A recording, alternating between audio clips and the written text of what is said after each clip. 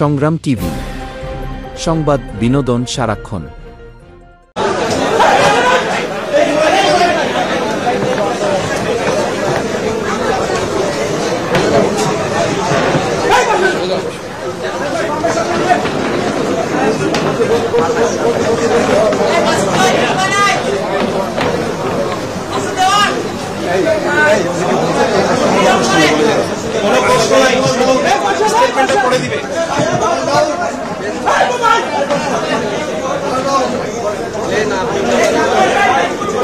আমি পড়া শুরু করছি, আপনারা কথা বললে কেউ শুনতে পারবে না। আমি কথা বলা শুরু করছি, আপনারা যদি কথা বলেন আমি কিন্তু দুইবার বলবো না।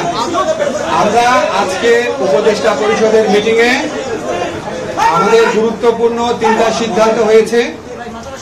আমি রিড আউট করবো, এটা রিড আউট করার পরে আপনার সিদ্ধান্তগুলো জানতে পারবেন। আজ শনিবার 20 মে 2000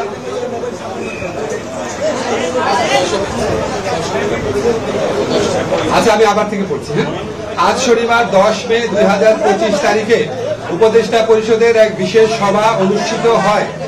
সভায় আন্তর্জাতিক অপরাধ ট্রাইব্যুনাল আইনের সংশোধনী অনুমোদিত হয়েছে।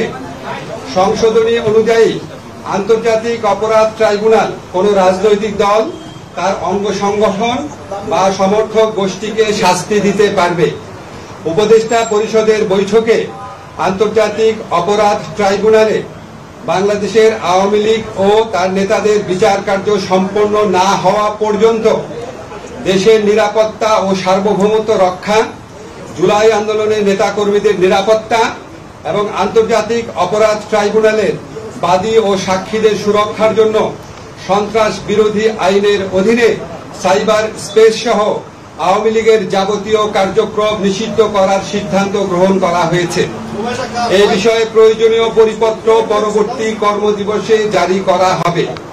এর পাশাপাশি আজকের উপদেষ্টা পরিষদের বৈঠকে জুলাই ঘোষণাপত্র আগামী 30 কার্যদিবসের মধ্যে চূড়ান্ত করে প্রকাশ করার সিদ্ধান্ত গৃহীত হয়েছে। ধন্যবাদ।